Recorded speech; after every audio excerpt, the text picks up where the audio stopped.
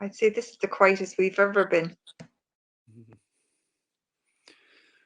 Okay, we're actually live now on the STSG Facebook page, so we'll just make a start straight away. Okay, thank you everyone for joining us today on International Women's Day. My name is Jamie Murphy and I'm the Men's Development Worker with Sligo Traveller Support Group.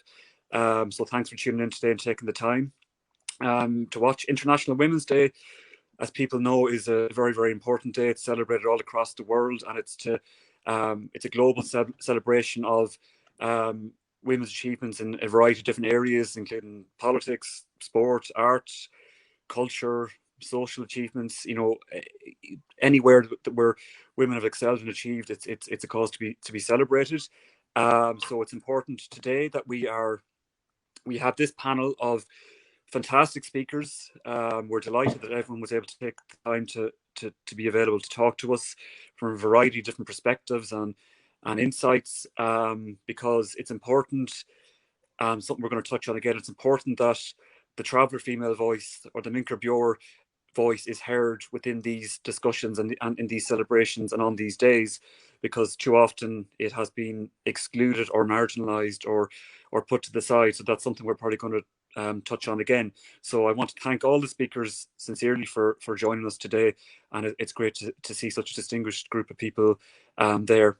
What I'm just going to do is give a quick introduction to who we have with us today before we just make a start. So to start with, we've on the bottom right of my screen, Catherine Coffey O'Brien. Catherine is a traveller activist and is a survivor of the mother and baby home institutions, and has spoken out quite a lot, sharing her story and her experiences of what it was like to be in one of those institutions. And I think with the objective of, you know, trying to teach this generation and future generations about the mistakes of the past and to try and learn from that. So thanks, Catherine. We also have with us today Amy Ward. Amy is a traveller activist, currently living in Belfast. She's a trade union member and researcher. She's studying a BSc in community development and has an LLB law degree, and has worked on various projects with ex-prisoners and combatants, and with people from the BAME community. So thanks, Amy. Beside Amy, we have Bernadette Maughan. Bernadette is currently the manager of the Sligo Traveller Support Group, and Bernadette has extensive experience and insight of knowledge of working within the traveller community. She's been a passionate advocate and voice for that community, both in Sligo and around the country, on a wide variety of issues, including accommodation, mental health, racism, and also promoting the education and education of young traveller women in the community and employment rights. So thank you, Bernadette, for joining us today. Just then above Bernadette, we have Bridget Kelly. So Bridget is a community development worker. She's currently working with the National Traveller Women's Forum. She was previously with the Galway Traveller Movement. She's worked in a variety of different areas within her professional experience, including on education, women's rights, employment, and also represents the National Traveller Women's Forum at a variety of policy committees in various government departments. So thanks, Bridget, for taking the time to join us. Besides Bridget, we've got another Bridget Quilligan, Dr. Bridget Quilligan. Bridget is a former director of the Irish Traveller Movement and is currently manager of the Kerry Traveller Health Community Development Project. Again, Bridget has extensive experience in working and advocating for the community, and has also been present at presented at the Human Rights Committee Review of Ireland under the International Covenant on Civic and Political Rights, and is also presented at a joint Oireachtas committee at the Department of Justice and Equality. So thank you, Bridget, for joining us. And then just lastly, and by no means least, we've Rosemary Maughan. So Rosemary has been a human rights activist and traveller activist, working the Irish Traveller Movement for about 17 years, working on a range of different issues, including accommodation, mental health, the recognition of ethnicity recognition, I'm getting muddled up there, and diversity within the traveller community itself. And she's a firm believer that traveller women must be at the centre of any project or movement that is going to impact them. So that's a very, very small introduction to the wealth of experience and insight we have with us today. And it doesn't do them justice, but it's a very, very small snapshot. So to give you an idea who we have with us today. Okay, I think just to begin with, if you have any questions or comments, you can put them in the comment box. We will try to get to as many as we can. And I can see loads coming in already, so that's a positive sign. But just to begin with, I might just ask each of the panelists, just I suppose a general question about International Women's Day and what it means to them personally. So Rosemary, I might ask you to unmute, and if you want to come in first on that, on the meaning of International Women's Day. Yeah, I suppose it means, you know, collectively all over the world, women from all communities, all ethnicities are standing together in solidarity to celebrate the struggle as women internationally. And I suppose it also, for me as a traveller woman, it brings attention to the fact of the hierarchy of women's rights within Ireland. In terms of travellers, to me, it feels like we're at the bottom of the list, bottom of the pile, the forgotten, the unseen. And to be honest, that really came into play for me this year across the panel of the International Women's Rights panels online. Like for the last week or so, we've been seeing online events advertised. Now, we know there are some events that are advertised that traveller women are never going to get a look into, and we're used to seeing that, and we're used to seeing those spaces. But what really hurt for me this year was seeing spaces where they made an effort for diversity, and traveller women were not at the table. Mincéir Beoirs were not at the table, and our allies were sitting at that table, and they let that happen. Now that really, really hurt me, and that was like a dagger right to my heart, because these are meant to be my sisters. These sisters, you know, have called themselves Mincéir Ally, and have said that they're working with us and standing in solidarity with us, but yet they never asked, where's the Mincéir Beoir at this table? How many settled women are at the table? There's 3. Okay, will one of us step back and give that space to a Mincéir Beoir? Now that didn't happen.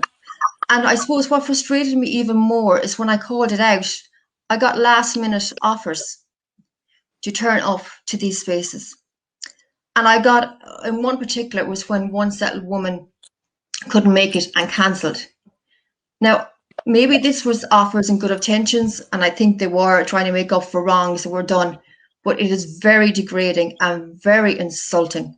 It's bad enough to be forgotten about, but to be given the crumbs of somebody else's plate, like, is that the respect that non-travellers think that Mincéir Beoirs have of ourselves? Is that what's acceptable to be offered to us on International Women's Day? No, it's not. No, it's not. You look around us here on the panel, there are 6 amazing Mincéir Beoirs. This is only a fraction. We could have filled a conference room of all the amazing Mincéir Beoirs that we have in our community, even names that within the travel movement haven't heard of and the wider feminist sector haven't heard of. We're spoiled for choice. And I said to myself, in 2021, this has to be called out. It has to stop. Because I have a young little girl, age 5, and I don't want her to be having the same battle as me, which is 25. But listen, I'll give all the other amazing viewers a chance to talk, because I could go on forever. So. Thanks, Rosemary. Thanks for that, Rosemary. And it's probably an issue we're going to come back to again during the panel, but I'll just move to the other panelists at the minute. Bernadette, do you want to maybe come in there on that question, what International Women's Day means to you as a traveller woman? Well, thanks, Jamie. The first thing that it means for me today is that my youngest grandchild was born on International Women's Day last year. And she's a lucky little girl to have survived last year, yes?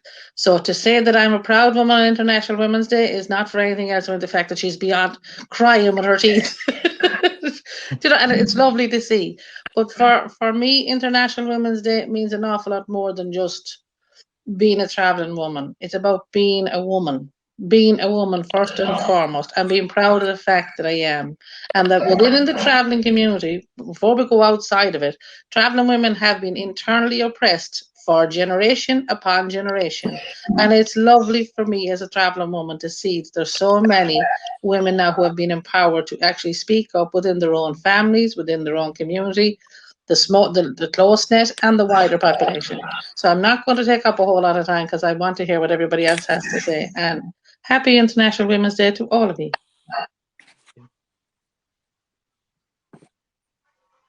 Thank you, Bernadette, for that. And we're probably going to touch on that issue that you mentioned about internal oppression again during the discussion. Amy, I come to you next. Same question for yourself.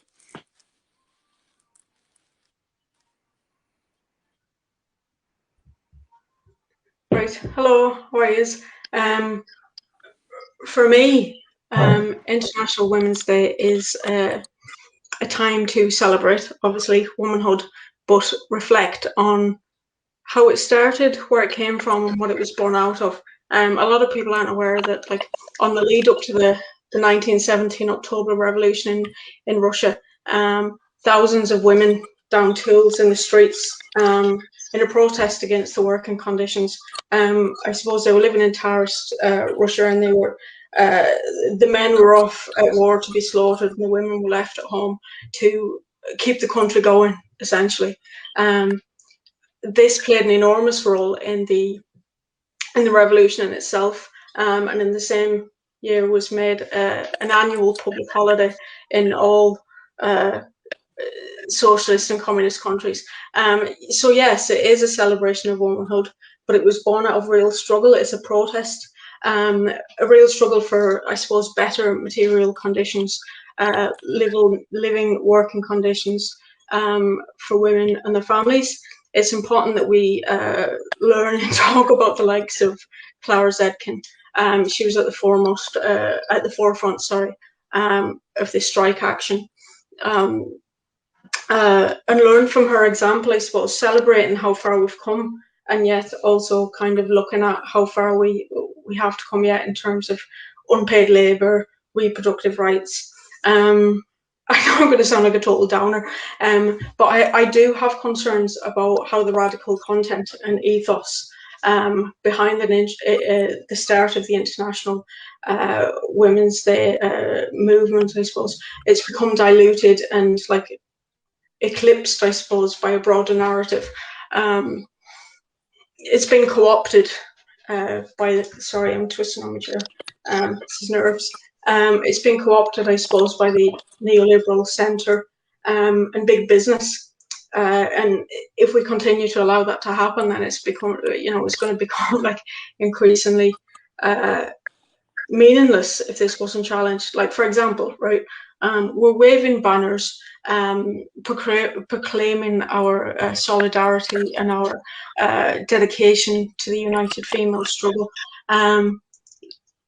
However, those banners, for the most part, they've been made in sweatshops. They've been made in sweatshops by women, brown women, impoverished women who are having to, they're being used as slave labour on the other side of the world, and they're kind of working in the conditions, their living conditions, I suppose, are the what gave rise to the movement, the International Women's Day in the first place. And if we choose to kind of ignore this fact, then we're going to be complicit in their oppression. We can't be kind of insular when it comes to this. Yes, as I say, we can celebrate womanhood and all of that, but what does that actually mean? So yeah, I just think that if we continue to kind of ignore that and turn a blind eye, then we're going to be complicit in the oppression and in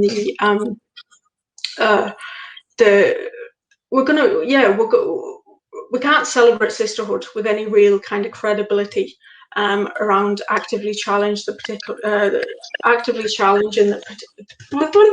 I'm so nervous, the political structures that allowed for oppression of the working class women around the globe. Like, it's about far more than it's about us. So personally, anyway, as as a working class woman, I'm completely convinced that the question of, the wider question of the emancipation of women, it's not isolated It's not an isolated question. It doesn't exist, kind of just in itself. It's part of a broader social question. Emancipation of working class women, it won't be solved in contemporary society. It's only after a complete kind of social transformation, social overhaul. One thing, look, I make no apologies for this. I know it's probably going to be controversial, but like we saw a lot of women becoming confused about the election of the first ever female American vice president, who also is a woman of colour. But I doubt that the brown women, we say this, because that's all women are seen as, is by their colour. In terms of this, I doubt that the brown women in Syria who are being who are being bombed, who are looking at the bombs that are, being fired at them by the Americans, I doubt that it makes any difference to them, or I doubt they're celebrating that we have, that America has a vice president who just happens to be American. And I have to say as well that, this has happened, it started under the Biden administration. So it's completely in line as well with Harris's politics and her past record as well, which I think is something that needs to be looked at. And I suppose this is just, it kind of clarifies or cements the complete success of neoliberalism.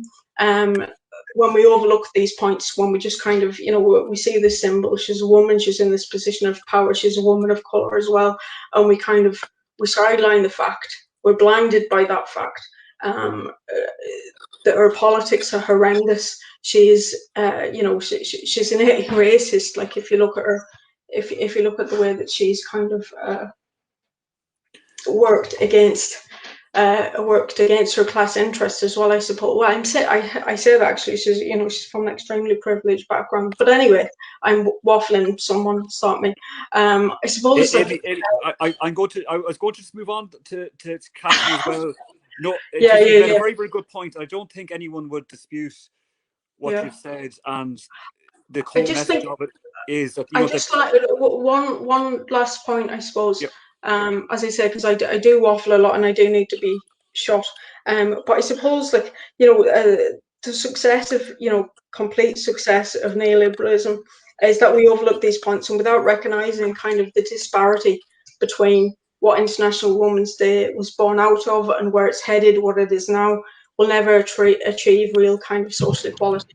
It's about the fight for improved material conditions, working and living conditions for women. And if we down tools tomorrow, just as they did at the start of it, then the place would come to a standstill because, the predominant carers and cleaners and nurses are predominantly women, and this power, it should be recognised and exercised as well. So, I think, sorry. No, you're okay. I think everyone would agree with that, and that there is a kind of a hypocrisy amongst some of the people that are maybe celebrating the day today, who might be supporters of quite regressive anti-women legislation or policies in every other day of the year. But I'm not sure that it's a personal day. I'm not being rude, Amy, but I have to go to Catherine. I'll come back to you again, though. But I have to get everyone. Yeah, Catherine. Sorry. You're okay. Same question to you, Catherine, about what the meaning of International Women's Day. Well, for me, it is the fact being that I learned a lot from my mother and my grandaunt and that, and they weren't educated women, but they were smarter in other ways. For future generations, we have a responsibility to learn from the past. But with all due respect, an awful lot of our young women don't even get on the jobs ladder. They don't even get educated properly, not alone get on the jobs ladder. It's talking about empowering the young women coming up along the line, and for them to understand and know their history, and not just their family history, about their culture, and to be proud of it, and not to conform to a society that has marginalised us since we were born. Like, we're on a pulse system. For people watching this, the pulse system is when you're born, i.e. a traveller, you're put on it. There's no other community in Ireland put on a pulse system. That's not equal. That's that's a prediction of stats. Why I work in outreach services on the grassroots regarding survivors of institutional abuse and with direct provision and with travellers. And I'll be honest with you here, we can work as one. If we had strategy in place that was about empowering and enabling. There's an old expression, you give a man a fish, he'll eat today. You give him a rod, he'll feed the whole village. We have a good work ethic. We are very intelligent people, but it's never been promoted in this country. We've been marginalised. Even in the schools, we've been marginalised. What I mean by the schools, I'm not about the industrial schools. I'm not about the mother and baby homes. I'm not about the laundries. And that's part of my history too. But I've never denied where I came from. I'm Chrissy Coffey O'Brien's daughter. They know me as Chrissy's Catherine. From the womb to the tomb, I'll be a traveller. But I learned how not to treat other people because of the treatment my people received. The inequality, the discrimination. I saw it from a young age.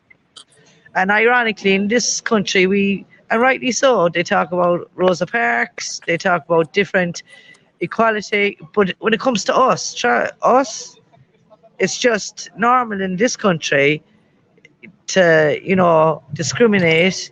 And they don't even realise they're doing it half the time. Like, I'm on my lunch break. I work. I pay taxes. Like, that Peter Casey could go up on national TV and incite hatred, and it was seen as entertainment. If you did that against any other community in any other country, that man would have been removed from his. He wouldn't have been allowed to run. Yeah. So the thing is, I'm standing here today because I had strong women in my life. Janie Carty, my mother, Lord Mercenor, and many more. And they suffered too much, and I don't want to see the younger generation suffering anymore. Yeah, absolutely, Catherine. And, they're powerful words that you said there. And we might come back to you again just about your own story as well, and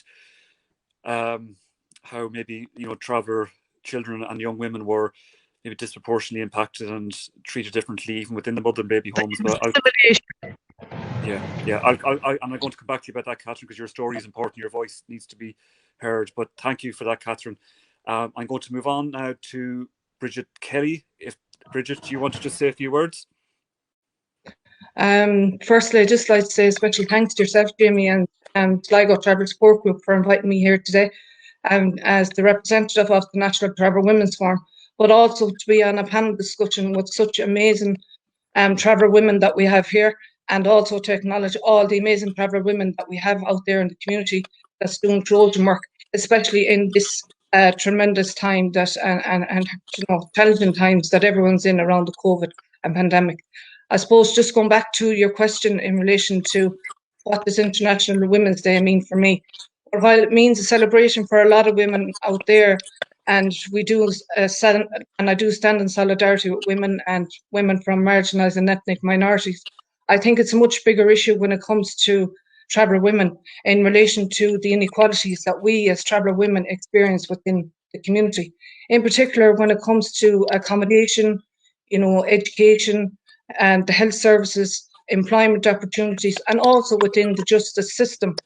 I think today is a day that we need to acknowledge all the work that traveller women and traveller leaders out there within the community are doing in relation to push for change, and not just pushing for change, but leading the push for change, and also pushing the agenda for our rights and for full equality for traveller women across the board.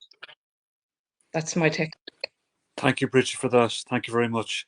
And last now but not least is Brigid Quilligan, Dr. Brigid Quilligan. Bridget is fine. I didn't the actor to doctor part yet. Thanks very much, Bernadette and Sligo Travellers, Jamie, for inviting me. And I echo what Bridget said about being amongst fantastic women. Each of the women here I follow and admire all what they do.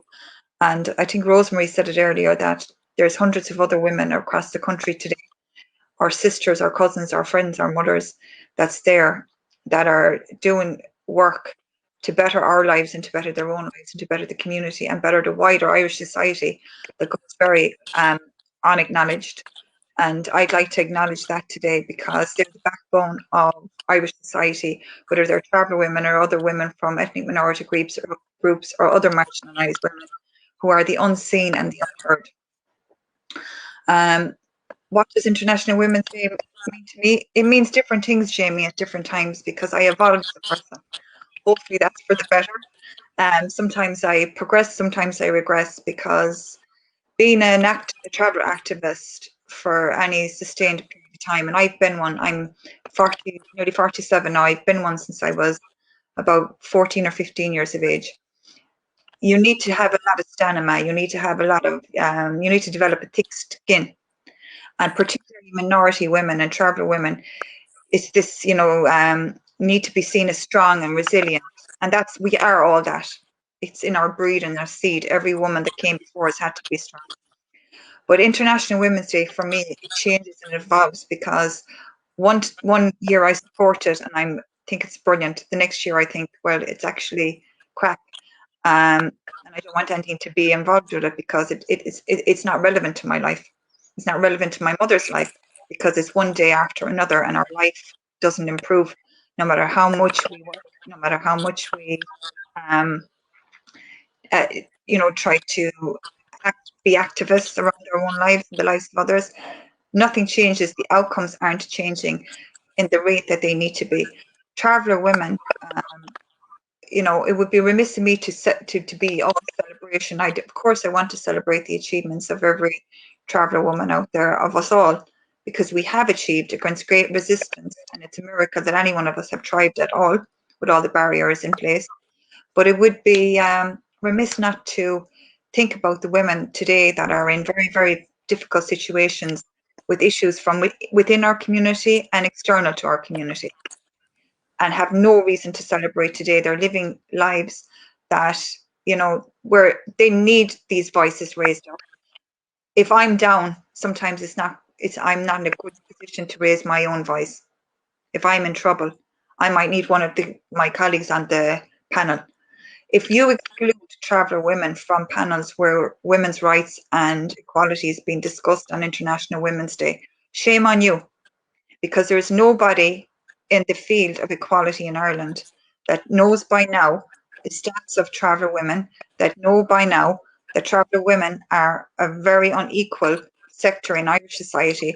And if you're serious about equality, shame on you if you're not including traveller women and other marginalised women on your panels. But also shame on us if we're not creating those spaces ourselves as well.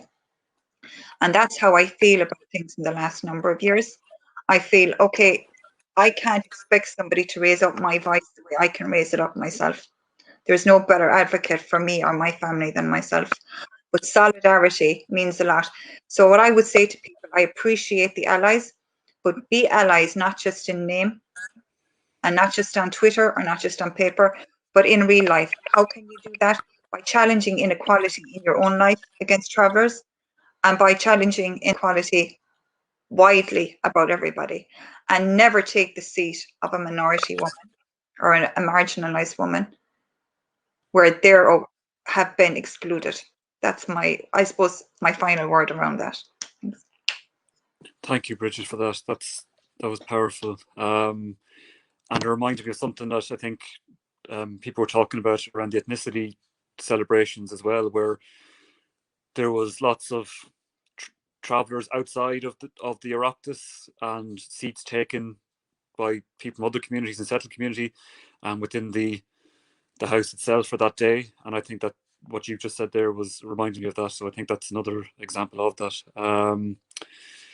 I think I'm going to go back to Catherine, if I can, just for a minute, because I know Catherine is actually at work and she's on her lunch break and she's doing it in her time. So I know she might have to leave a bit earlier. So Catherine, I was just going to come back to you about, I suppose you've been talking about your experiences within the mother baby homes and your family experiences. And I think you mentioned to me as well just yesterday about how we'll say young traveller women were treated differently even within those institutions, that the discrimination existed there as well. Even beyond being treated differently as a woman, as a traveller woman, it was even more difficult. You want to maybe explain a bit more about that? I'll just do a brief overview because I don't do wallow in or self-pity. It is what it is. My mother and her family were taken by the cruelty man. They were all split up. I had an aunt who died in industrial school of a heart-related illness due to malnutrition. My uncles all died and never married. My mother was boarded out after being in the industrial school. Long story short, anyway, I ended up in the same industrial school as my mother. I saw the children were coming to the nursery, traveller babies. They'd brush their ringlets out, they'd take their earrings out, and they'd be washing the child, slapping the child, saying, "Oh, the tinker's after our children here first their arm again." I remember I was beaten because I spoke to my own people on the street. I remember being laughed at because I was, "Oh, your kind don't read books." The word knacker was thrown in my face. When it came to the mother and baby home, Beoirs and that, there was marginalised women, whether you're a traveller or a lower class woman, girl, you were treated, you did all the manual dirty work, the kitchen work, the laundry, things like that. That was the way it was, and I'm not going to make excuses about it. I don't look for pity.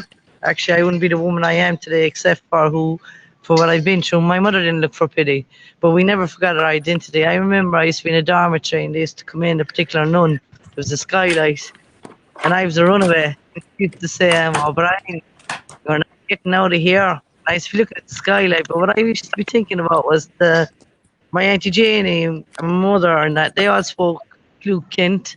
So, and I remember the different things in my head. I used to go over the words in my head. I used to go over how you make a paper rose, or how you'd make bunch header together and make a lucky charm. I used to go over those things. Those things kept me going. Also in the yard, you couldn't speak your own language with the other travelling children because you get beaten.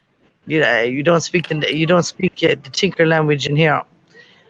We weren't sent to school. My mother was never sent to school. My mother was boarded out. She uses manual labour. My mother never held it against mainstream society. It was quite deep in her face towards the Catholic Church, and I'm not anti-Catholic Church, but it was state policy implemented by the state that funded these institutions that were run by Catholic orders.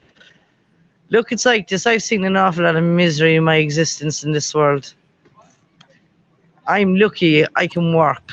But then again, I have a nature about me that the more I get kicked down, the more time I get back up and dust myself off. But we need a strategy in place for future generations so they have a sense of self-worth, a sense of, yes, I am a traveller. Yes, like for me, I say my grandfather was a tinsmith. My mother was Chrissy who sold roses. What about it? My mother never broke the law. I've never broken the law. Why should I be ashamed of where I came from? But the state tried to instill that into me. And yes, there was an assimilation. There was 3 families picked up the day my mother was picked up. They were all first cousins, all split, thrown like leaves in the wind. And they were never, we work off a clan system. They were never ever brought back together again as a family unit. It was destroyed. And so for me as a woman, for me to stand up and say, I'm Chrissy's Catherine, I stand for this. I do what I do because it's because of what I seen happen to my mother and her aunts and the women in the family. And believe me, I believe that I run off a matriarch society because it was the women that were the glue. It was the women that went out hawking. It was the women that raised their children. It was the women that suffered. It was the women I saw with my own 2 eyes. And I remember speaking in my own language to those women. Sometimes they're telling me stories from back in the day when they were both travelling in Kerry. And you know something, they never had any toxicity, they never had any malice towards mainstream society. They just got on with their lives and made the best of what they had. But that shouldn't be the way it is now for the future generations. So to answer your question, I am Chrissy's Catherine. I'm a tinker's granddaughter. Yes, I'm educated, but I will never deny who I am. That'd be like denying my mother. And hell will freeze over before I deny my mother. Thank you, Catherine, for that. There's been a lot of response there to everybody so far, and I only see some of the comments coming in as the newest ones, but a lot of people with a lot of love and respect for you, Catherine, and for sharing your story and being an inspiration. And I know you said that you're not someone to wallow, but what you're doing is you're contributing to what you want to do, as in to stop this happening in future generations. And without people like you coming on here today and speaking out all the times you do, then people aren't going to learn. So your voice is very important, and so thank you for that again. And we'll come back to you again shortly. But thank you. Thank you. I might have to zip off, but ladies, thank you, and thank you as well. I might have to zip off because I'm on the clock. Can't you common believe us travellers do work and pay taxes? Thank you very much, Catherine, for that. You're a fantastic person, and your mother was a lovely person too. God rest her soul. So aren't you one of our cousins? Thank you, Catherine. I'm definitely honoured to share the panel with you. Thanks, Catherine. I might come back to Rosemary again.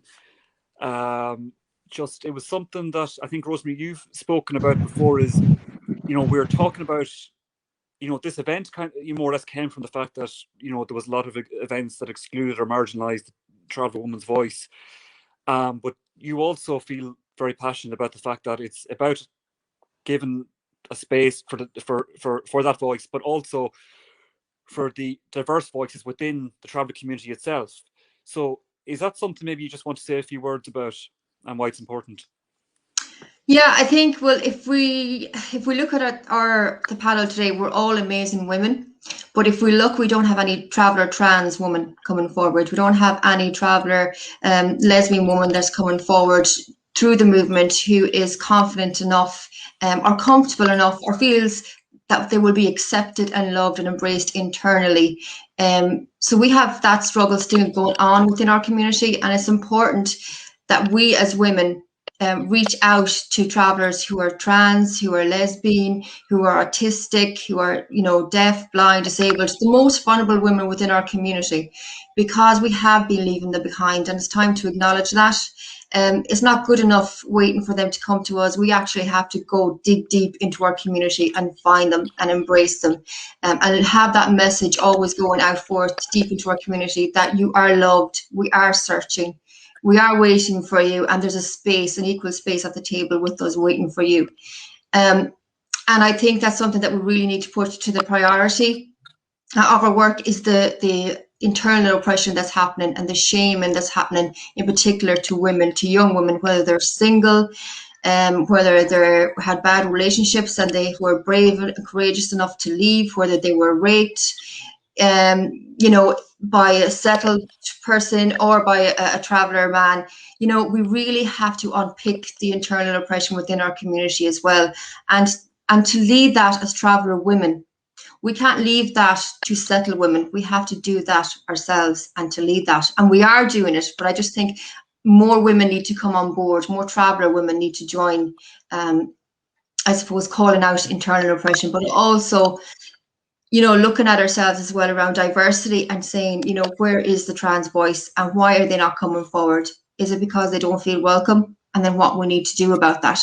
But I suppose just to go back as well, I wanted to pick up on the stats, because Bridget mentioned about the stats that all our allies at this stage now, they know our stats inside out.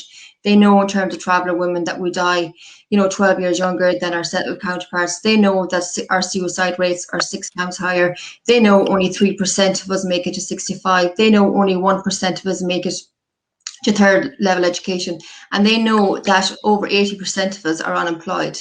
And the majority of women that are employed within the traveller sector. Now that should be a red flag. All those stats should be an international crisis, but they haven't even made a national crisis within our community. And for our allies, our sisters, to be creating events, knowing those stats, knowing how oppressed we are, and to not to think to invite us to the table and to carry on without us. That has to change. That must never happen again, because we have respect for you and we deserve that respect back.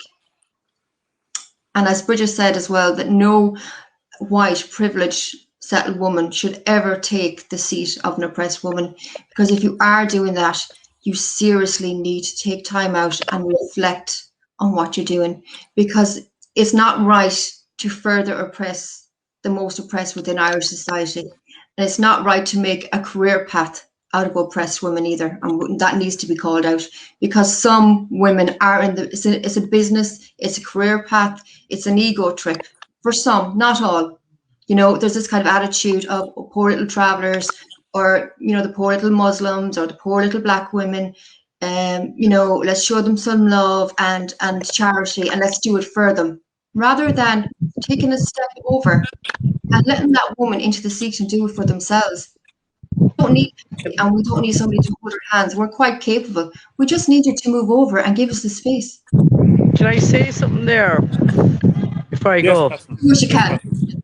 I went to the Lafay Commission, I gave evidence. I have proof of everything in my records from the industrial schools in Besborough. And I went to the Mother and Baby Inquiry. And I find that all the time with marginalised women. I've got a group of women, and I'm very lucky. I have Maureen Constantine. She's a settled woman, but working class, and she's a PhD student. She helped me with regarding the campaign for Besborough to get the grades marked and protected above that. And I'm tired of upper class women, with all due respect, academics, telling me what is best for me regarding closure and regarding healing and regarding the research. I live that. I'm more than competent and educated to deal with that, as in from an academic point of view. And the thing is that, like I said earlier in this conversation, it is very frustrating when you're disempowered and othered constantly. I have a group of women, not just traveller women, marginalised women, and they were never listened to. They were never heard.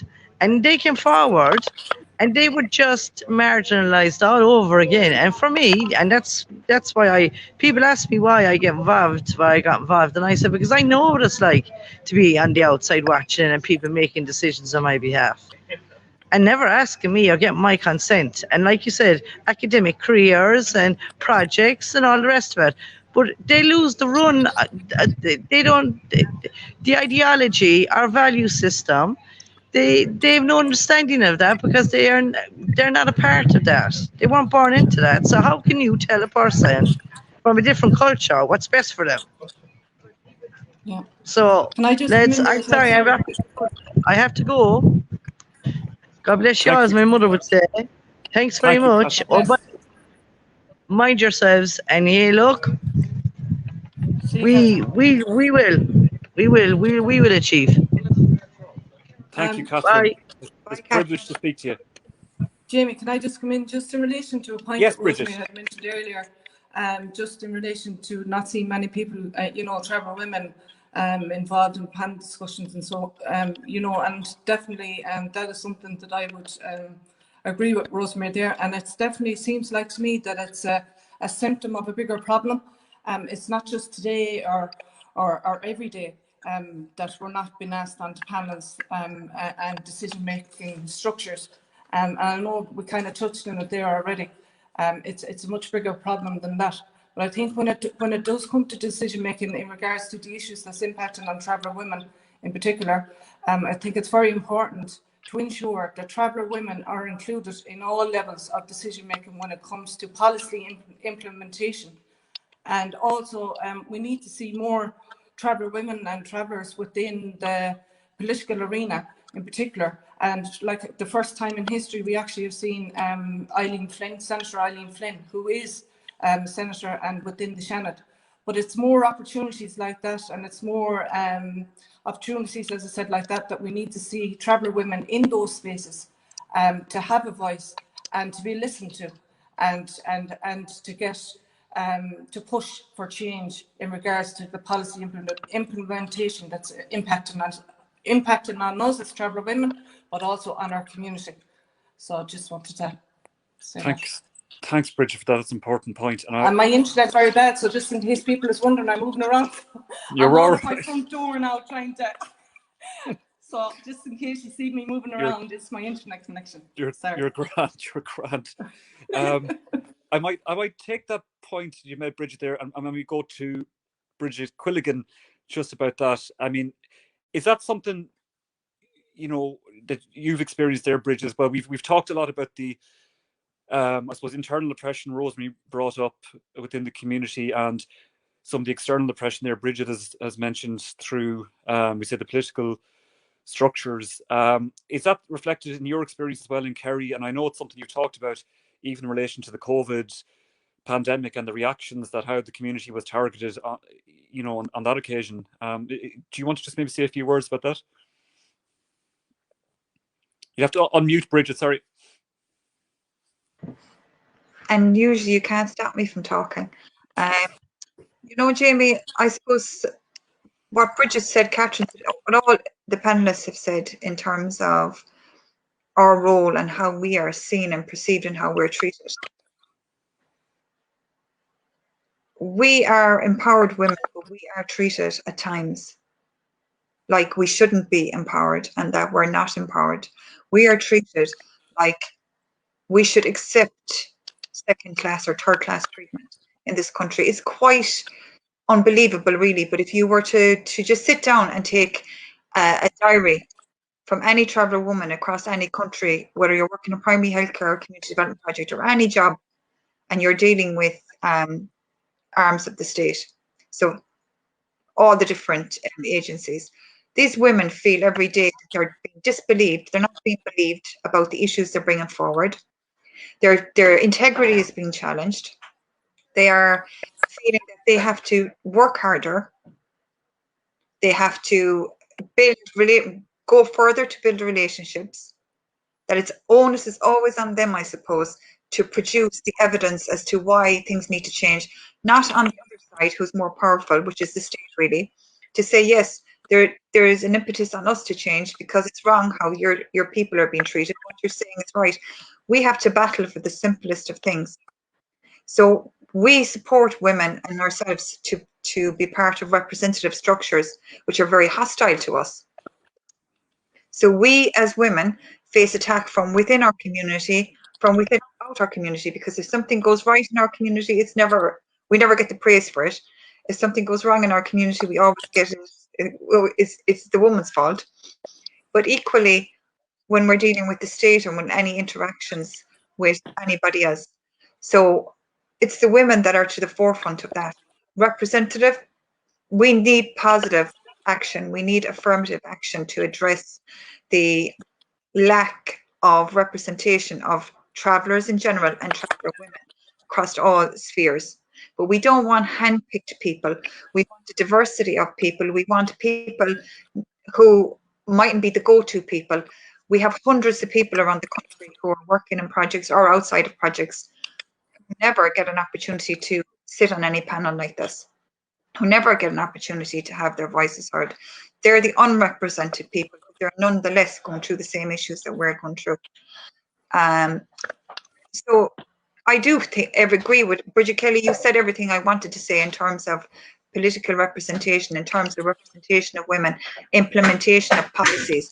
It's ridiculous. If we were to equality proof and equality evaluate all the policies for women, Irish traveller women would be far at a disadvantage, and it could be proven. We have the highest mortality rate. We have the worst health stats in the country. And we are the least educated, the most unemployed. I mean, it's ridiculous. And we're screaming, we're kicking, we're asking politely, we're representing, we're writing papers, we're presenting papers, we're bringing research to tell anybody what every dog on the street knows, that traveller women have a worse life than other women because of the racism within our country, because of the lack of representation. Where's the traveller women's faces in your everyday life? You might not know because they could be hiding their identity. You know, we don't know. Life is very difficult for a traveller woman who identifies herself. If you talk about glass ceilings, it's not glass ceilings we have. It's, I don't know what, wrought iron ceilings. You know, you need a drill to go through it. But we're all after doing it, and we will continue to do it. Yeah. I don't know what's in us, but when you knock us down, we get back up again. But how many times can we get knocked down and get back up again? And how resilient and tough are we supposed to be to have equality? That's all we want. We don't want anything special. We just want equality. Bridget, can I come in there? And I'm delighted to hear you say about the wrought iron, because we're not made of glass, we're not made of blood and bone, we're made of wrought iron. And I don't know how wrought iron bounces, but in the Travelling Woman, the wrought iron woman can bounce. We're bionic woman, girl. But the thing for me is, okay, we can talk about the policies, and there's a lot of stuff going at local, regional, national, international level. But in all fairness and in all honesty, on International Women's Day, let's talk about what's going on within ourselves. Within the families, there's women who want to speak. There's women who've been silenced by 15 different layers, never mind one. And then if you have the one, we'll say, we could pick any one of us on this panel, but we'll pick me, for instance, not to put the blame on any of you, okay? If you have a travelling woman who supports women to do, women from that is afraid to talk because they're being punished or they're being chastised or they're being whatever word we want to put on it within their own home. And then you have women who are trying to support them. But where's the support for those within that? Because you can only support people so much within in your own personal space, because it has 15 times more of an impact on you than it is at a political level. Now, that might sound daft, but trust me, I'd rather be arguing with those above me than those within the circle. But sometimes you have to say it. So if you're trying to support people who have a voice and who have an extremely powerful voice, but who are being stood on within their own family, within their own community, and it does happen. Like, how many, we said the women who were who the family was convicted last year of the sexual abuse for going on for generations, and the services didn't pick up on it.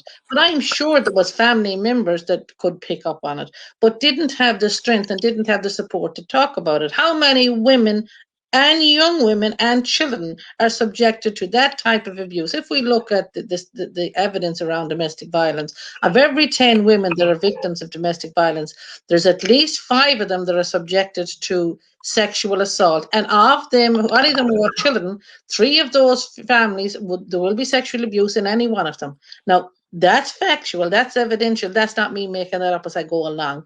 So there are other stuff that we can be talking at panels, and we can be going to, we have Eileen and we have others that will follow Eileen, but we have other people on the ground that need to be supporting, and we need to be supporting each other to support them, because we'll never have them to get to where Eileen is and above if we're not supporting them to get out of their own front door. Like, some won't go to school. I remember when I started working, and well, voluntary first, and when I was trying to support women to get out, to get into training centres and to get to school and whatever else, I had one in particular, I had 2 in particular fellas, right? I won't give their names, but one in particular fella says to me, sure, you can't have them talking to the likes of you, because then they'll be going out and they'll be doing stuff and they'll have an opinion. I nearly fell laughing. I couldn't believe it, right? Then I had another dude, a famous man who loves me with a passion, right?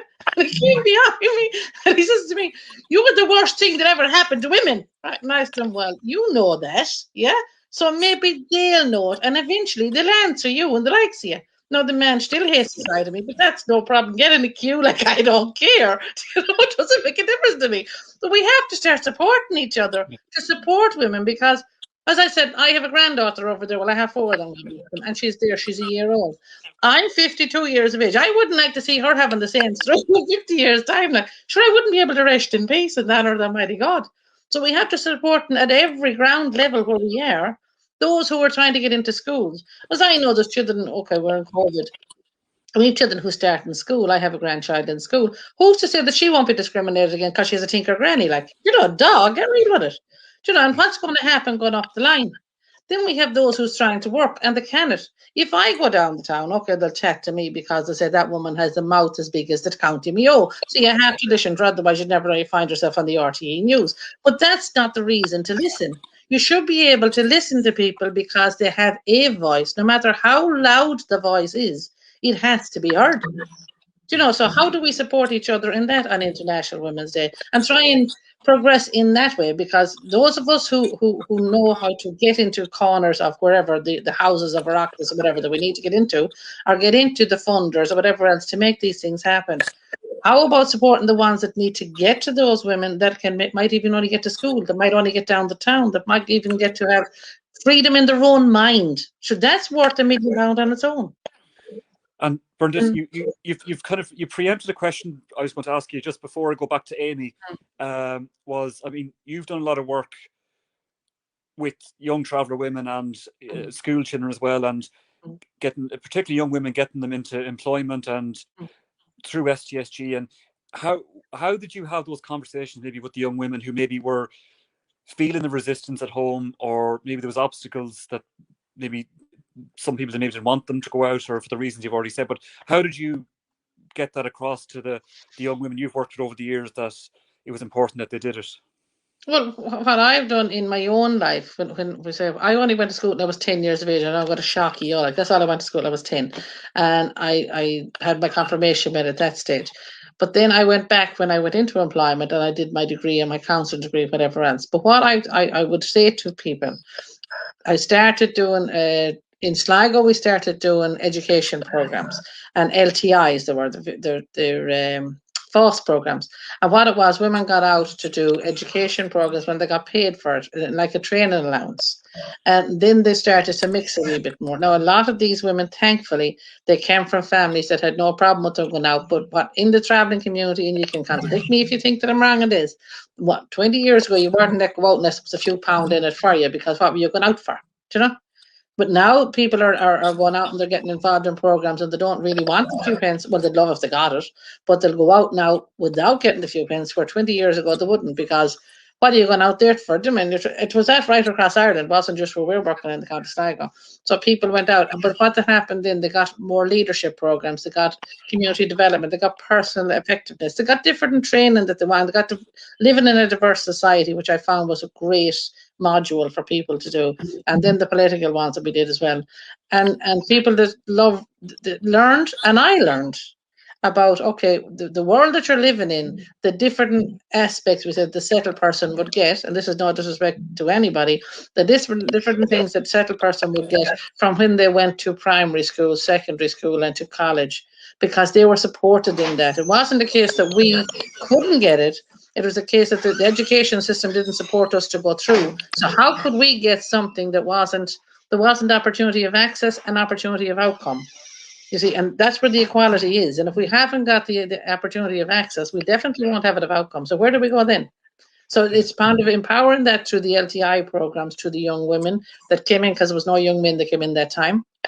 And you had the young women doing that, and they were able to ask the different questions on a level that they were supported, because there was what we started off with 24 people. I'll never forget it. And Foss came in and says to me, Brandon, if 24, you'll probably end up with about maybe 13 or 14. We had 42 in that 3 weeks. So you had to double the budget. But that was grand. We had great outcrack. We split into 2 programs, 2 days a week, each program, and they were flying. But everybody enjoyed it, and there was families mixing. The people in Sligo would say, well, travelling families don't mix.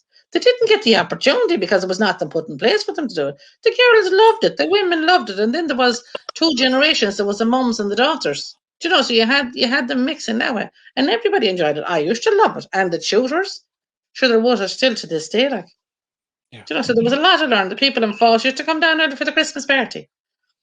So I remember there was one in particular module, I'll make you laugh, right? It was about, we divided up, well, I did, the tutor divided up, everybody were in government, right? So there was a minister for health, the minister for finance, and daddy went on. And we split up the budget and how government was going to work. Well, I'll tell you something, you never see more tighter ministers and fighting on policy and fighting on budgets in your whole life. Once it was explained how quick people bounce and learn. It's like, as I said, it's like being at a market stall. You have 15 different products. You're going to sell them, try and get the best profit. Yeah. Well, the ministers on the day, I'll tell you one thing, they were one of the more powerful traveling women that you ever met in your whole natural life. So there is, it's not that it's easy to learn, but there are ways for people to learn, and way to empower people and do it where people are at, and not like I hear people saying, I'm working for travellers. There's nobody working for travellers. If you're working for travellers, sack yourself. Be confident enough to give yourself the sack. You're either working with travelling people or you're not working at all. That's my take. Okay, thanks, Bernadette. Bernadette. You're okay. I'm going to come back to Bridget Rosemary in a second. Now, I want to go back to Amy because I think Amy is the only person here who's representing or is from the north and based in Belfast. And I suppose just going to ask you, Amy, about for your insights on what is the situation in Northern Ireland in relation to travelling community. Is there some kind of parallel universe there where everything is fine and dandy, but I don't think it is. So do you want to maybe give an insight about what's happening there? Yeah, I suppose up in the 6 counties, it's almost like this strange no man's land, because certainly travellers up here aren't kind of tied into a lot of the organisations in the south, and yet, you know, across the water they're not tied into them either. And I think, like, despite the fact that there's been, you know, ethnic minority status since 1997, poverty indicators and stats on you know, health inequalities, education under-attainment haven't changed. That's primarily due, I suppose, to the inaction and inertia of, you know, the power holders. But you know, obviously more than a decade of Tory-imposed austerity measures has compounded all of the challenges. Access to public services and income supports and stuff already were extremely limited, but this has diminished even further in the past decade, as you say, with the Tories being in power. And as in kind of all working class communities, the burden of austerity has fallen mainly on women, being the primary caregivers, even more so in the traveller community. I suppose with all of this, like, women, you know, they've borne the heaviest burden of the welfare cuts and the cuts of services, access to, you know, public services, income support,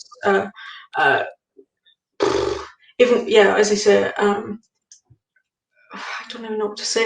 Okay, so this has been compounded, I suppose, further by the complete lack of any traveller representation in political life.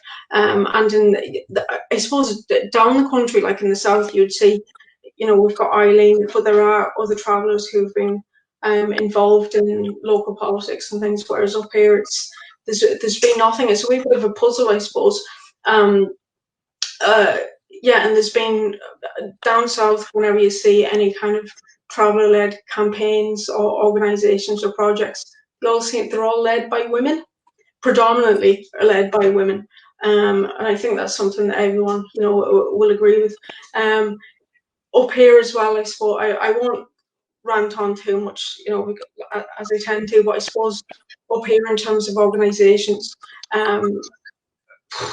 there's a huge issue, I suppose. But I think whenever, like, an organisation's only connection or only experience of travellers is like a, you know, like a service user, a crisis point, then there's a huge risk that certain opinions are going to, you know, going to develop. And although I suppose individual, certainly up here anyway, you know, certain individuals working within these communities, they may feel kind of exonerated or exoneration, you know, by attending the odd protest, and by, you know, providing tick box equality or employability causes. There's a massive hypocrisy, like, in ignoring the disparity within their own ranks, the public dialogue, the inclusivity rhetoric that we've been fed since 1997. I mean, I only moved to Belfast in 2015, 2014, and yeah, there's a massive disparity in what's kind of said in public and what's done, you know, what's done in private over here. And, you know, I think one of the huge things here is as well, like, for organisations in particular, but I suppose for community, for society in general, there's like this deficit based model of, like, service user, service provider, and I suppose in this situation, you know, kind of spoon feeding. You know, charity doesn't only affirm, I suppose, the moral superiority of the donor, despite it, you know, despite it or them benefiting from social injustice. It kind of effectively buys permission to control the recipient. You know, rendering the whole thing completely counterproductive. And yeah, I suppose travellers in the north, anyway, as far as I've experienced, don't want to be kind of relegated as, you know, mere recipients of philanthropy. You know, want to be partners in their own community success. And oh yeah, and so in light of that, as a result of that, I'll give you one second before I shut up. There's a few of us, group of us, we're organising like across an all-island strategy, an all-island organisational framework that goes, obviously, because I suppose that, you know, that this invisible border, this invisible line, is, you know, it's even less relevant to travellers who, you know, it's not recognised at all by travellers, of course, by the very reality of travelling up and down the place. So what we're wanting to do is kind of tie in with organisations in the south, and that's kind of what we're doing at the minute to challenge all of that. So yeah, over and out, I suppose, because you know what I'm like, I'll rant for hours. Thank you, Amy, for that.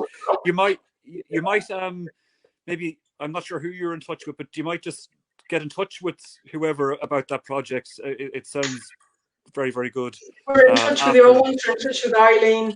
Okay. Yeah. I'll get a crack with you about that later on. So that's great. Thanks, Amy. Yeah, no worries. I'm going to go to Bridget Kelly first, and then I'm going to go back to Rosemary and Bridget, probably for one question, a similar question for the two speakers. Bridget, we mentioned at the start that, you know, you've a lot of experience with the National Traveller Women's Forum and Galway Traveller Movement around the issue of accommodation, and sit in a lot of, you know, policy committees and groups. Do you want to maybe explain a bit about, I suppose, the impact of poor accommodation and homelessness on traveller women, the experiences you've had with that? Well, from a personal level, I'm working at working with the Galway Traveller Movement, and as you said, at the NTWF level, I firsthand would have seen traveller women living in absolute dire and deplorable living conditions, absolutely third world conditions, to be honest. Yeah. And the impact that is having on traveller women at the moment is actually detrimental to their mental health and well-being, but also it's having a bigger impact as well on their family and extended family.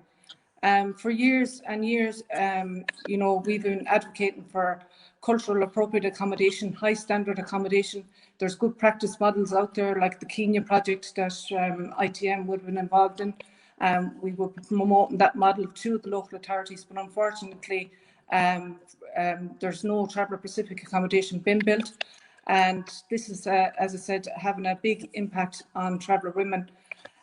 Also, the local authorities aren't drawing down the traveller accommodation budget, so there's no excuse that, you know, the money is there, the land is there, but what there isn't, there's no political will, and there doesn't seem to be any sense of urgency to try and move on improving at the accommodation crisis at hand for traveller women and their families. Like, for example, like traveller women that I've worked with in the past, you know, the living condition, they don't even have electricity, they don't even have the basic sanitation. Like in 2021, at this day and age, you know, like, you know, this shouldn't be happening, but unfortunately it is happening. And there doesn't seem to be any sanctions or accountability for local authorities that's not, you know, meeting their legal obligation under the 1998 Housing Act. And also under public sector duty as well, that they have they have a duty of care to all people in society. But I think it's important that they know the traveller women and the traveller community come in under this as well. But as I said, you know, this is having a big impact on traveller women within the community, on their mental health and well-being, but not alone that, it's also having an impact on the education for themselves and for their children. There's traveller women out there that, you know, have the access employment opportunities, that or get proper access to education. The children don't even have a proper place for to do their homework within some areas. And then I've also seen as well that there's a huge increase of young traveller couples and traveller women accessing emergency homeless services, because there seems to be an overspill of and overcrowding happening as well in relation to targets not being met within the traveller accommodation plan. So we're seeing young couples now wanting to access homeless services because, as I said, there's no sites getting built, there's a lack of housing, and some families, to be honest, don't want, it's not, they don't want, some travellers have a cultural specific need and they want to live in hut inside accommodation. But when the provision is not happening around this, then we see more and more families accessing the homeless services. And in particular, as I said, young couples. And what we have noticed, what I noticed at a local level was that young traveller couples are staying longer within homeless services. And, there doesn't seem to be, I know when you go into homeless services, there's an exit route and you're supposed to be looking for private renters and so on and so forth. But when it comes to travellers looking for private rented, they're up against the fact that because they're a traveller, they cannot get private rented accommodation. So again, they're experiencing discrimination and racism again in trying to access accommodation. So again, it's having a big impact on the traveller women themselves. And for example, there was one family I was working with, and a traveller woman in particular, but she said to me she had the bags packed, black bags packed, and 4 kids in one room doing the homework. And they were eating pot noodles and using the electric kettle for pot noodles as food for their children. And then with the cook, she said, there's no point in me taking the bags out of the clothes out of the clothes out of the bags. Because she said, we're going to be moved on again, moving from a hotel into a B&B. So when all this is happening, as I said, it's having a detrimental impact on the mental health and well-being of traveller women, and in all other areas when it comes to their education, and in particular their accommodation needs aren't being met. So I think there's huge concern. More accountability needs to be like at a national level, and Rosemary and Bridget and all the women here would be familiar with the National Traveller Accommodation Consultative Committee, and there's currently a review happening, around the 1998 Act, and there was recommendations that came forward on that. And there's huge work, immense work going on at the national level by the national traveller organisations and reps. And they're feeding back the information from the ground, from the local organisations that are working with the community that are living in appalling living conditions. But it's just that there needs to be more. There needs to be move on that, because there doesn't seem to be any sense of urgency, as I said, and there's a lot of recommendations within that expert review report that was already formulated, and it needs to be acted on urgently by the Minister of State to improve accommodation living conditions for traveller women, the traveller community, and traveller children across the country. Thank you, Bridget, for that. I suppose just following on from that, and it's linked to the points you've raised there about women in the community being disproportionately impacted by a lot of those social determinants like homelessness and poverty and unemployment. And a few people have mentioned already about the maybe lack of urgency. You mentioned it there again. And I was going to direct this question, I suppose, to Rosemary and Brigid Quilligan, is that, and everyone here on the panel has been involved, I suppose, in different committees and with politicians and political structures. But I suppose just from your experience at the minute, Rosemary and Bridget, do you see anything change in relation to more urgency coming about? That the issues, we're talking about them all the time, whether it's accommodation or homelessness or poverty. Are you seeing any changes in attitudes that the political structures or politicians or people are starting to get it, or are they moving in any way at all, or is there anything happening? So who Bridget? Yeah.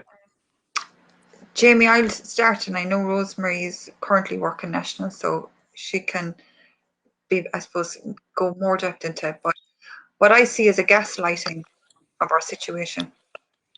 We're being gaslighted. Like our health, our economic status, our just be able to walk normal people. There's nobody doing anything about it. We're after talking shop after talking shop. We've report after report.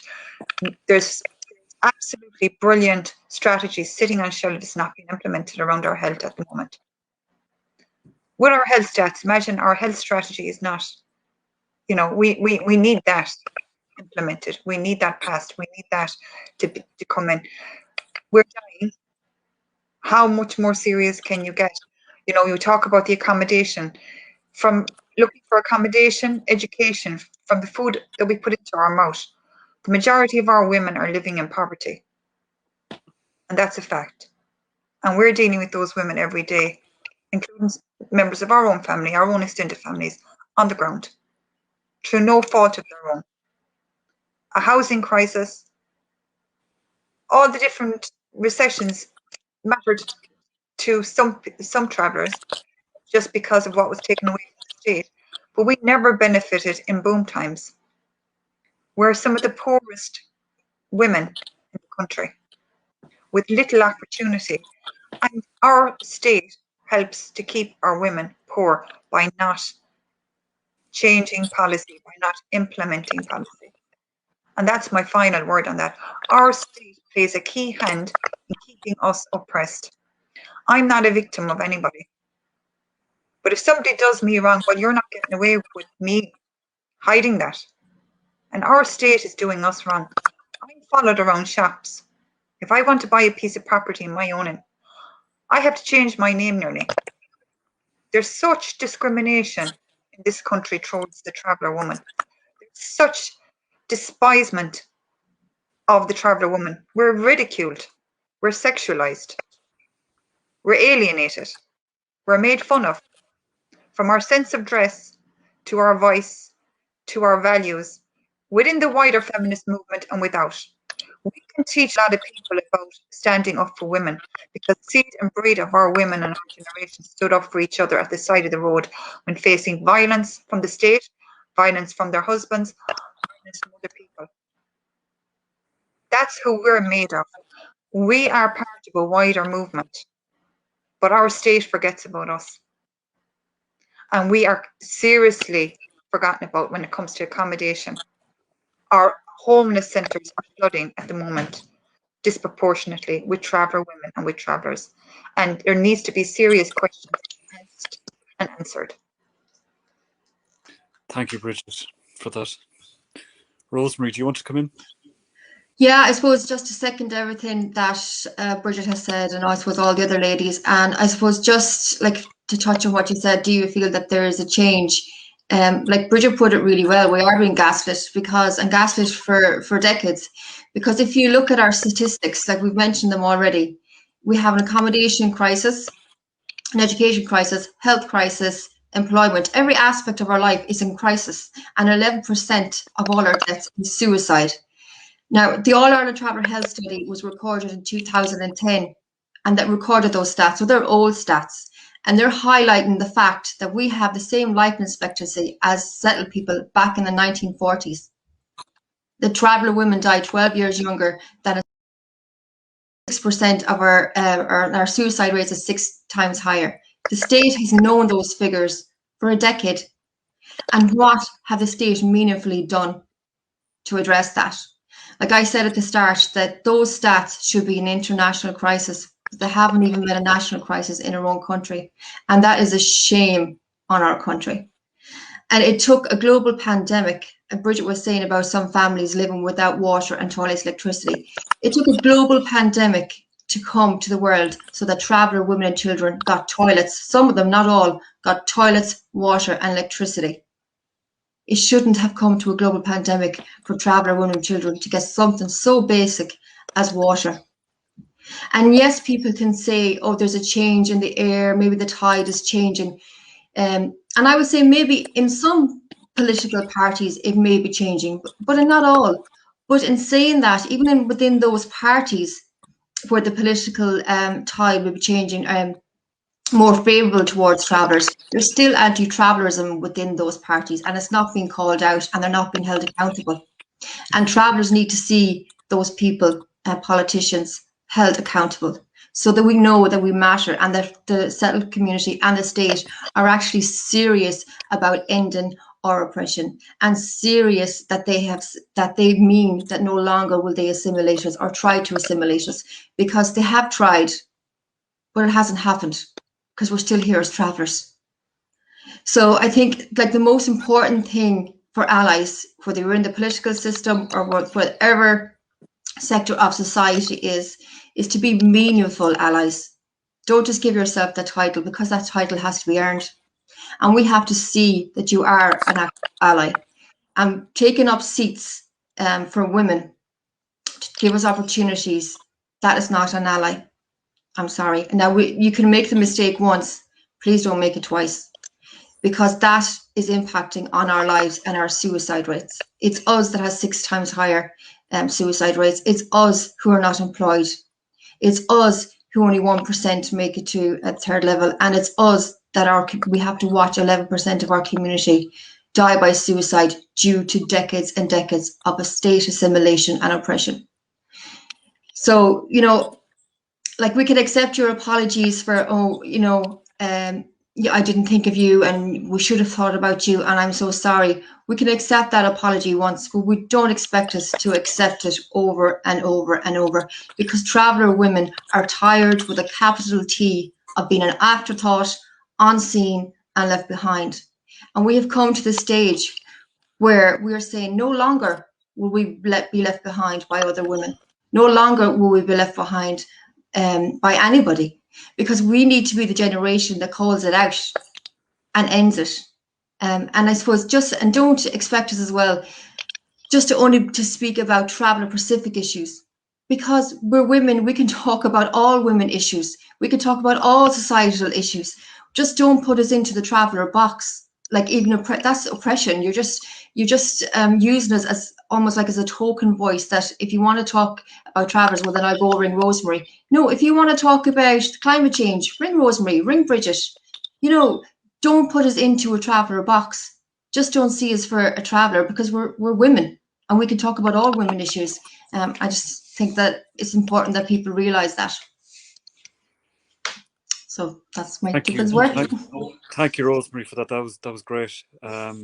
Smash the patriarchy everywhere we go.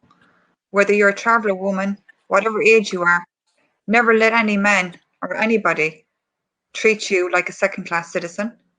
We're talking specifically about state violence and about violence, not violence, but mistreatment within a feminist movement. But every day, the average woman on the street and the average traveller woman, we have to also battle for our own rights within our own community. I'm lucky I come from a lovely family. I come from my father, pro-women's equality. But I haven't been so lucky all my life to have experienced that, if I'm being honest about it. So look, we have enough on our plate to try to fight within our own circles against things. Never mind to have to fight battles everywhere we go and smash plates where we shouldn't have to smash them. But if we have to, no better women. Absolutely. Jamie, Bernadette, you come in? I want 1 second. There's something when the women were all talking about different stuff that we want to change, and we don't want to be seen as traveller women, and everything that we have an opinion and a valid opinion and stuff.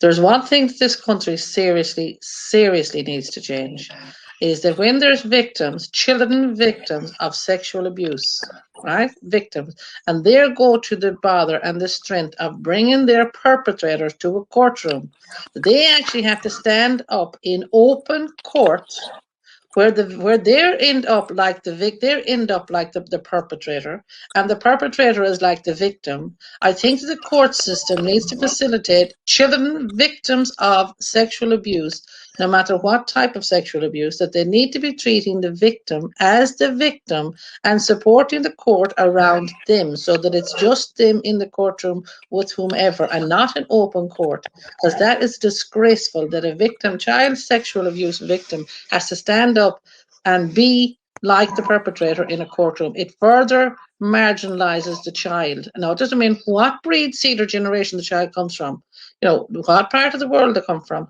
If they're a victim of child sexual abuse in Ireland, they're actually treated like the perpetrator because they're brought into open court. That has to change, my opinion. Thanks, Bernadette. Does anyone else want to come in on anything that Bernadette or Rosemary or Bridget just there? I suppose just a final comment from myself, Jamie. Just I think that there's definitely a real need to have collective action among the women's movement in striving for equality for women, and it's needed now more than ever, to be honest. And you cannot eliminate inequality and oppression for one group of women in Irish society without doing it for all women. So traveller women have a right for equality, and that's my final comment for today. Thanks, Can I just Bridget. maybe come in that, just because Bridget just actually reminded me something that I wanted to say, is that within a feminist movement, if one woman loses, we all lose, and none of us has true equality. And it's something that we all must remember, that if one of us fall down, we all fall down, and we all have to hold each other up. And that's how we should be working together, is holding each other up and supporting each other on our journey. Unfortunately, it's not happening. But if you could see traveller women and the loyalty and the strength and the love that we give each other within the sector, it's something to be embraced, and maybe something that the wider movement could learn from. Thanks, Rosemary. I think, Amy, were you trying to come in there? Here she goes again. No, there was just like, there was a couple of things that all of the ladies said that I was interested in and thought that maybe we should pick up on, in terms of the state attitudes. And, you know, anyway, I suppose what I was thinking of was barriers to employment and training as well, in terms specifically to women, traveller women in particular. We have, this is fact, like we have in Ireland the most expensive childcare costs in the whole of Europe. And so obviously, you know, working class and traveller families, women, I suppose, would be unable to afford it, which of course, you know, in terms limited education and employment opportunities, and that's something obviously that we need to kind of, well, you know, we need to fight for. And then I suppose on the other side of the coin, we know that, you know, women, well, not even on the other side of the coin, we know that women do most of society's care and duties, and care work and stuff, and looking after family members, which is far more pronounced in the traveller community. I think we can all agree on that. There is a cultural and a class dimension to that, and I don't think that we maybe should be just, you know, looking at one without the other. There's no way that you can do that. Like, but there is no escaping the fact that the Irish state's view and society's view, you know, is that a woman's place is in the home. I mean, this is actually written, it's inscribed in the Irish Constitution, which is one of the things that Bridget was saying that I wanted to pick up on.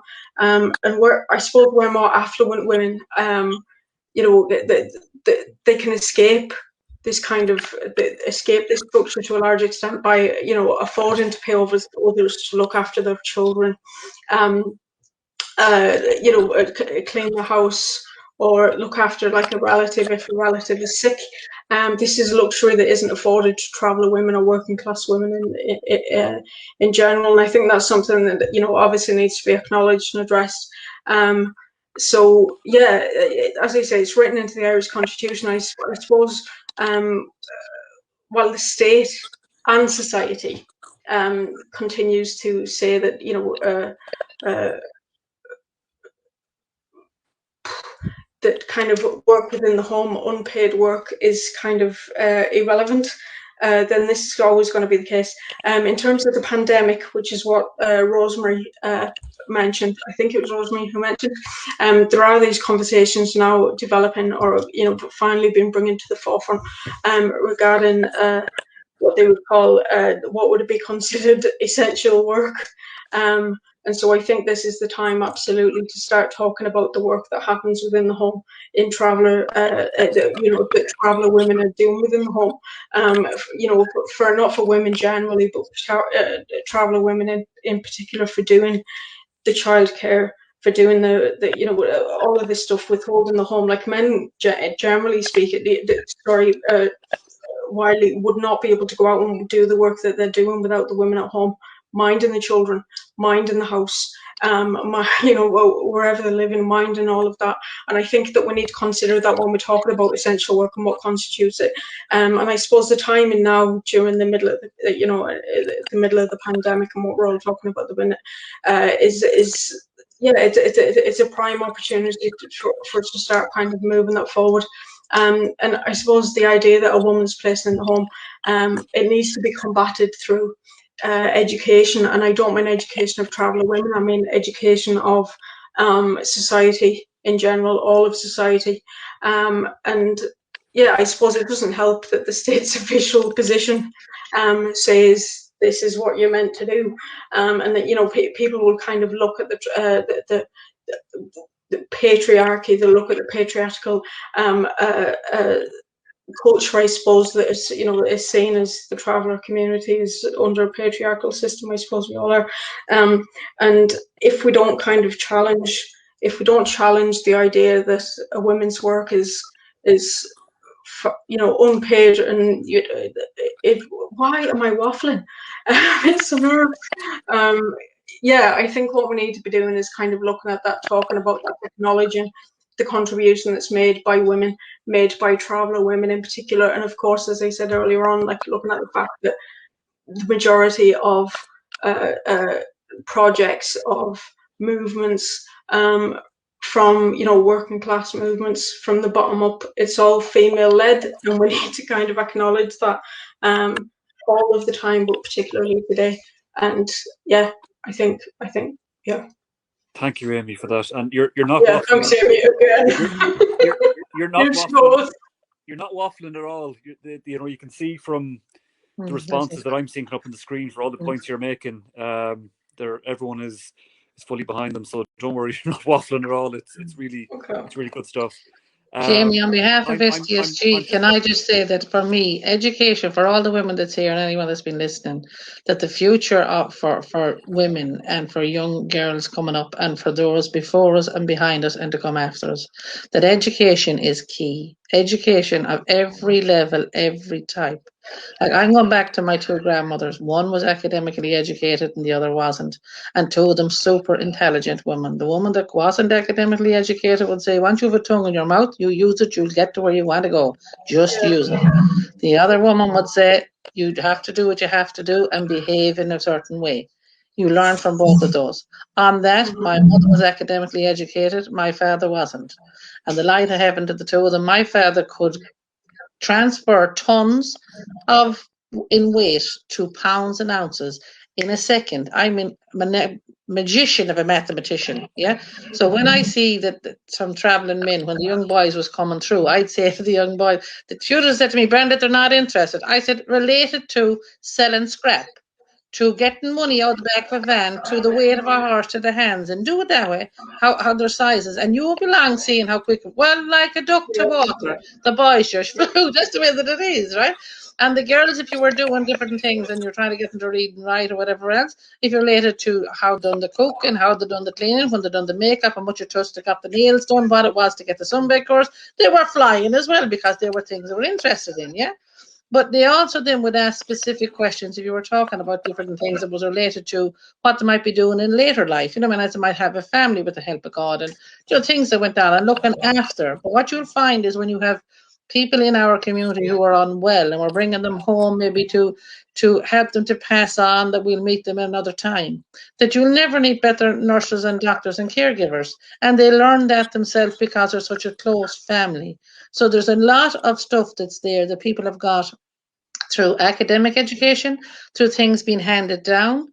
But I do promote and I do propose that everybody supports young women and men, but particularly the young women in this instance, today being it is, to continue in education in whatever level at all, because education is power. Knowledge and education is power, and it will bring you to corners of the world that you won't get without it. Well, you may not get without it. You know, you're not naturally born intelligent, but the education does help a wee bit, like, you know. Sorry, I said that wrong. Some people are born with natural intelligence and others aren't, and the academic education helps on both. That's Happy great. International Women's Day to you. Thank you, Bernadette, for that. Amy, did you want to come back in quickly there? Get your hand Like, up. just a very tiny point, in complete agreement with Bernadette. Like, my grandmother, she couldn't read or write her own name, yet she was probably one of the most intelligent women I've ever met. Like, it was her that kind of introduced me to the ideas and the writings of the likes of, you know, and you're just gonna go, what? Of Paulo Freire, of the Black Panthers, of Malcolm X. It was her that introduced me to these books that she hadn't read herself. She couldn't read herself, but she was aware of it. Maybe she'd watched documentaries or she's been taught by uncles and stuff. But what I would have to say as well is, you know, there is an enormous difference. Not that they have to be kind of in conflict with each other, but there has to be enormous. There is an enormous difference between, which people need to recognise, between settled people need to recognise, between academic learning and learning. You know, academic achievement or academic education, formal education and informal education. Because like, for example, I have first cousins who, again, can hardly read or write, but they own their own businesses. They run, you know, whether it's, well, in one particular case, it's scrap, and in another, you know, and they provide very, very well for the families. Extremely intelligent men, and yeah, I think that that's something that you know, is just lost in wider society. What is classed as viable? There's that idea of fucking of you know, sorry, I've done well so far. You know, of financial viability and all this crap when it comes to unemployment statistics. But yeah, I just in complete agreement with what Bernadette was saying. And at the same time, you know, I do obviously I've been very, very fortunate, and I do think it's really important for women, if possible, to be supported in education, formal education as well as otherwise. But it's not, you know, that's not to say that one overrules or is any more important than the other one.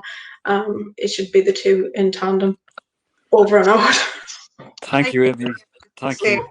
Point that I meet women every day that are coming to our organisation looking for employment. Any job we advertise, we get so many applicants from the traveller community.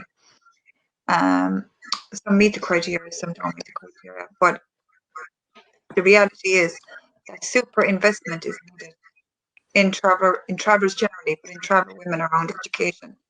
People can be too poor to be educated. And when I say that, I mean they can be too poor to have the luxury of giving themselves the time to get an education. And that needs to be invested. What Bernadette said earlier on, the majority of the women I know, including my own sister, went back to school when she was supported to do so, having left school and returned. But there was a financial support there put in place at the time. I'm not calling for different services to be set up. I'm calling for a review and investment in traveller education, positive affirmative action for traveller women and for travellers to address the gaps.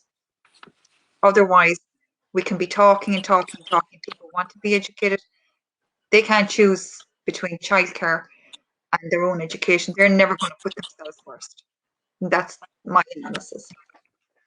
Thanks. Thank you for that, Bridget. I think, Rosemary, you were going to come in there again. Yeah, just to come in and touch on, you know, that education is key and it is power and it can open a lot of doors for you. But in terms of being travellers, like in order to survive the education system and to become that 1% of us that make it to third level, that education system has to respect us as students. You know, our history and culture needs to be centre stage of the curriculum. We also need to have our education strategy actually developed and implemented, which is in the programme for government this year, and not like the last one, not to end up on a shelf and meaningless, because that had loads, as you know yourself, but it had loads of great recommendations that ended up on a shelf, and that's why we still have an education crisis. So we need to have that strategy developed and implemented, but alongside an employment strategy. Because we know when we are educated, we go into the mainstream labour force and we have to hide our identity in order to get a job or in order to try to get up on the first step of the ladder. And that's not good enough. That's not equality. So what we need is an employment strategy where that we don't have to, as traveller women, we don't have to work in the traveller sector, that the world is our oyster and we can be whatever we want to be. Because right now we're being pigeonholed in the traveller movement unless we hide our identity and go out into mainstream. So that needs to be acknowledged. Can I just come in there, Jamie, as well? Just yes, in relation, just in relation to the education, I think there is good models out there as well that can be used and replicated across the country to encourage and enable traveller women to take up education within third level. And a prime example was there just recently in Galway, where 23 traveller participants went on through NUIG, and it was done collaboratively with Community Action Network, Galway Travel Movement, and also NUIG, the community education section there. And myself, actually, I was one of the participants that actually joined that too. And the different age gaps, you know, like from 21-year-olds up to even to 60-year-olds, traveller women that wouldn't even have put their foot in the college grounds in their life. And I have to say that it was a great experience. I think the model itself was well rolled out, and it was designed and tailored in a way that traveller women and the men involved were, tailored in a way that they could understand what was being said, because, with the jargon language and so on and so forth, and the assignments seemed to be an issue as well. But they overcame all those challenges and barriers within the college. And as I said, this model should be rolled out nationally, not just in Galway itself. But there's other good models of practice out there as well for travellers to access college as well. We know that there's grants, the 1916 grants there within, I know it's in NUIG anyway, I'm not sure if it's in other areas. But and also just in relation to the high unemployment rate there for the traveller women, I would have been involved in an Empowering Traveller Women Entrepreneur project going back a few years back. And some of the issues that would have come up there, and I know the women here will be familiar too, the issues that come up for traveller women in accessing employment or setting up their own business was in relation to childcare and also the secondary benefits. The medical card was a big barrier for traveller women, and also not being able to access financial support was another issue, and discrimination as well was another issue in relation to employment. But as Rosemary has said there as well, we see that there is travellers succeeding within mainstream employment, and we know that some are hiding their identity, and long term, again, this has an impact on their mental health and well-being. And while there's a small proportion, according to the census anyway, there's 17% of travellers employed, and the proportion of traveller women within that are working within local traveller organisations and national traveller organisations. And the reason being is because they're not being discriminated against. They feel more comfortable within the local organisations. They feel like it's a home for them, so they don't have to be worrying about going into a job. I might want to be recognised today, or someone want to come in and say I'm a traveller, So again, definitely there is a major need for employment opportunities and an employment strategy, and in particular as well the education strategy for traveller women to progress and receive these opportunities. Thank you, Bridget. Okay. I'm just looking at the clock here. We're about an hour and 45 in, so it's been a great discussion, and I can't count the amount of comments that are coming through, so apologies to people there that might have a question stuck in the middle of somewhere there, but I can't keep track of them, to be honest. There's so many coming in, full of praise and just for yourselves and all you've been talking about today, and for everybody. It's you can see them yourselves after. There's just too many to even go through or mention. So thank you everyone for all those kind words for everyone. Before I go to everybody just with their, I suppose, final contribution, or is there any other issue people might feel wasn't brought up today that should be, or something else anyone else wants to mention? And if there isn't, we can just go to people's last maybe contributions.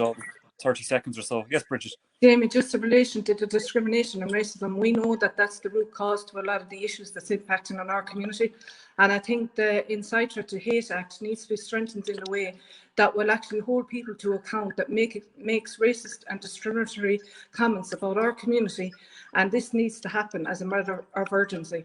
And I know there's immense work happening at the national level, and the local organisations are pushing this agenda as well. But it's very important and crucial that this does happen, so that people out there will not be using racist comments or discriminatory comments towards our community. Thanks, Bridget. That's an Totally important point. second that, Bridget. Totally second that.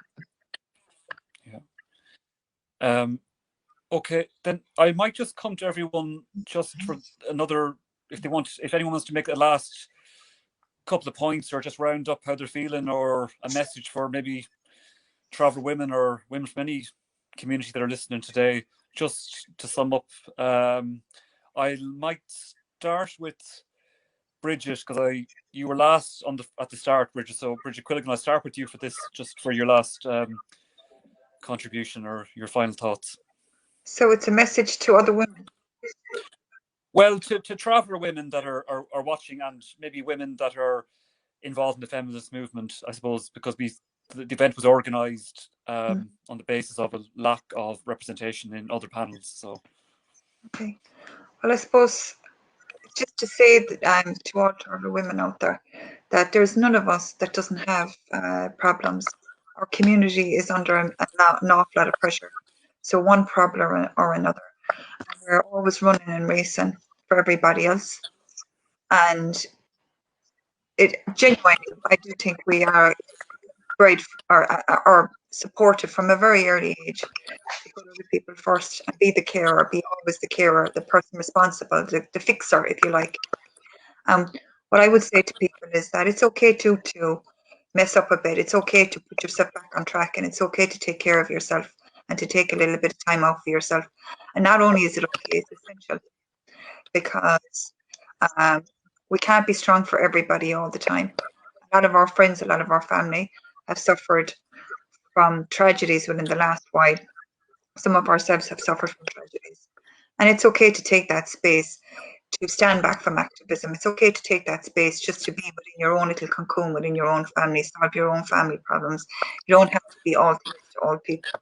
And it's okay to feel happy within yourself, to give yourself a little bit of support as well, and to lean on support from somebody that you trust. And that I just wish you and all women out there, and all the women in my life that I know, the very best, because I know what a struggle it can be for each one of us. It's not that we're victims. We don't want pity. We don't want we don't want praise. We're just stating facts.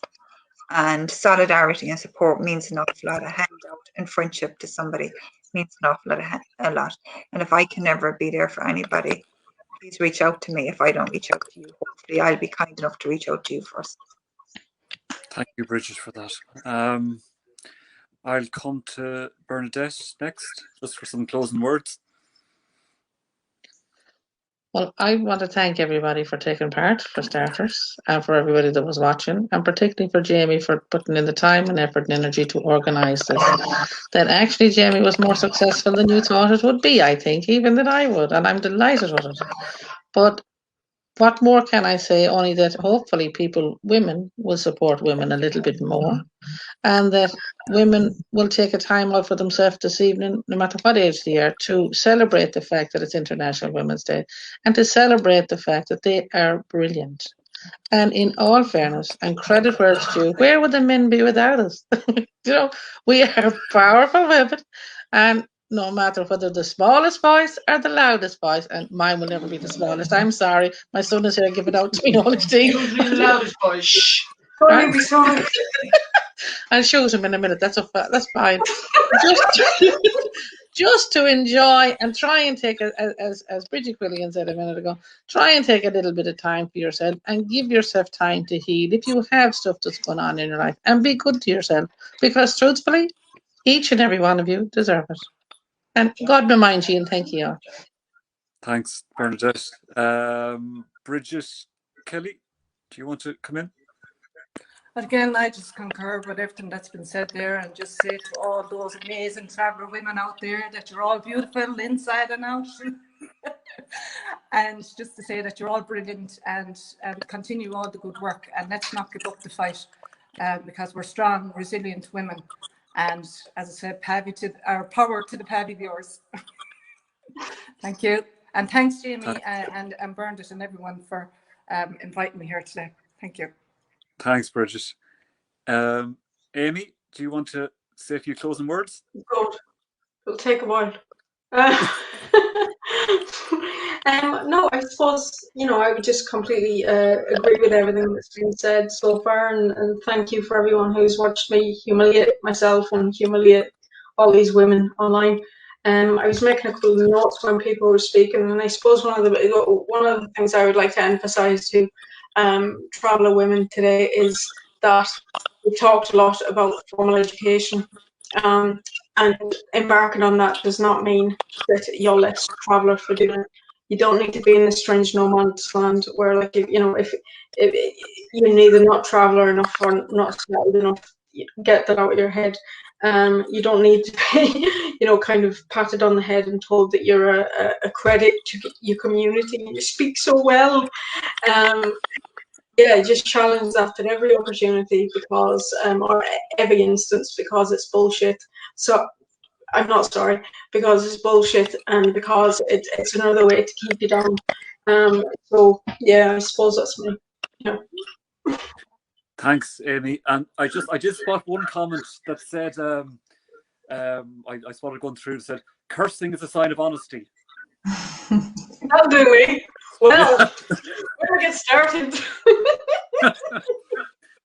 Thanks, Amy. Yeah. If cursing is a thing that has offended people by this, then they really need to look at themselves. Like, this farm ought to be offended by this entire situation. So no. They were joking. They were joking. No, I know they were. No, I'm saying yes. No, I'm in agreement. Yeah. Sorry, go on. All right, Rosemary. I'll come to you, Rosemary, just for your final few words, please. Thank you.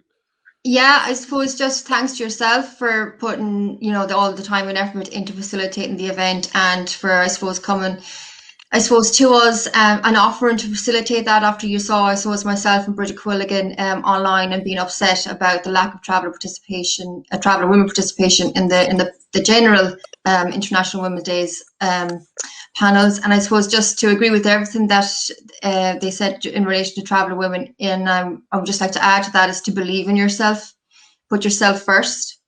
You can be whatever you want to be. We might have to work a little bit harder for it because we're traveller women, but that doesn't mean we can't achieve it. And there are so many of high achievers within our community already. We can reach for the stars. Yes, we might need allies to help us a little bit, but we don't want you to do the work for us. We want you to do it with us. And when we are at a stage where we can lead, then you step aside and we lead. And that's what true empowerment is. We don't need our hands held. And I suppose as well, just to say, to all the viewers, thanks so much for taking the time out and watching us and supporting us to raise Mincéir Beoirs voices who are left behind. And hopefully every other day, not just International Women's Day, but no longer will Mincéir Beoirs voices left behind. I hope people have got the message loud and clear. It is no longer accepted. Mincéir Beoirs are not accepting this, treatment anymore, because we have young girls watching on, and this is the footsteps we have to take so that they don't have to take them. And that's what International Women's Day is for traveller women, is paving the way and creating the spaces for other traveller women so they don't have to have the struggle that we do, in solidarity with all our sisters. And I suppose something that wasn't mentioned either is that our allies need to call out our sisters who block traveller accommodation and who use anti-traveller rhetoric when they're in their election campaigns. That no longer can be accepted. That is no sister to traveller women, and that is no ally to traveller women. And our sisters and our allies need to call that out, because this has to be the last year where that happens and where Ireland says it's acceptable. Because it's not acceptable for any other community. So why is it accepted for us? You know, that it has to end. And just to congratulate all the beautiful traveller women here, the Mincéir Beoirs on the panel with me. I'm so proud of you. And as Bridget and Bernadette said, definitely take some time out, relax, put the feet up, and enjoy something nice. That's great. Thank you, Rosemary. That's something nice. I'm going to do a plug here. Could be listening to Trish Riley later on our page at 7 o'clock. That's it. So that's it. That's your. I did the plug there before. I forgot about it. So we'll be back here at 7 o'clock for some acoustic music with Trish. So if you're around for that, whoever's watching, you know, please do join in. Okay. I just want to thank everyone here. Bridget, Rosemary, Bernadette, Amy, Bridget, and Catherine as well, who had to leave us a bit earlier. Really thank you sincerely for doing this, and it's been a privilege to be doing this day with you on this day, and I learn so much all the time from speaking to you either individually or in things like this. So thank you again for that. I've learned a huge amount again today, and I'm sure everyone else, going by the comments that are coming in, have really appreciated your words and your insights today. So thank you again. And can I just say one thing? I just forgot. I suppose just we did touch on it just around women who are traveller women who are not coming forward yet within in the traveller movement, and in particular, you know, traveller women who are lesbian or trans women. That if you are watching this, that know that you are loved, you are wanted, and we are waiting for you, and there is an equal space at the table. And I think it's very important that they hear that. And if, I suppose, settled people, if you do know travellers who are trans, or if you do know traveller women who are lesbian, please let them know that they are loved and they are wanted, and send them our way, because they're not coming our way at the moment. Okay. Happy International Thank you Women's again, everybody. Happy International Women's Day. Happy International Women's Day. Happy International Women's Day, everyone. Bye bye. Bye. Bye now. Thanks, Thank everybody. you. Bye.